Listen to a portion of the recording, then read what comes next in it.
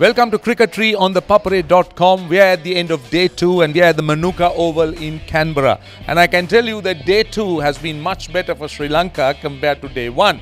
But, well, they could have finished better. 123 for 3 could have been far better. Could have been maybe 120 for 1.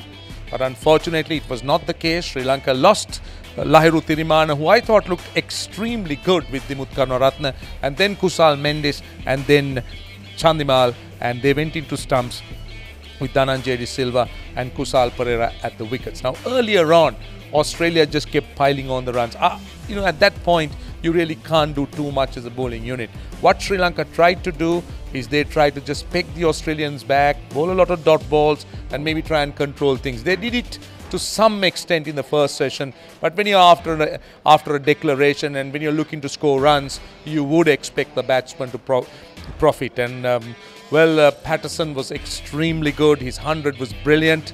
He was lucky to be dropped, but then that 114 not out was outstanding, and so was Spain.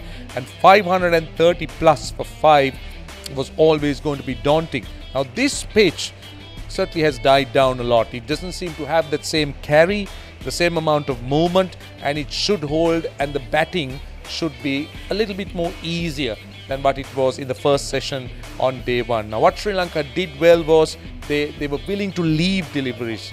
They were willing to be patient, I should say, and both openers were excellent in that regard. Karunaratne looked good, Thirimana was equally good, and that partnership was just gathering momentum when that unfortunate thing happened. Dimuth Karunaratne, we've been told that he is out of danger. We don't know at what position he could bat. But immediately afterwards, what Sri Lanka should have done was to guard themselves against the possibility of wickets being lost. Because it was going to be a tough session. There was a big break. The batsman had to refocus. It was an emotional situation, a batsman being hit. So mentally, you got to be focused. You got to be focused towards your game. And Thirimana immediately got 2 boundaries. And then, after seeing him leave so many deliveries, I thought he just got sucked into it, just lost it for a moment. And that wicket to me was really vital. And Australia really drove home the advantage. Sri Lanka didn't want 2 new batsmen, and that's exactly what happened. Chandimal and Kusal Mendis. Chandimal was dismissed, Mendis was dismissed, and thankfully Kusal Perera and Dhananjay De Silva at the wicket. The good news is this surface is good.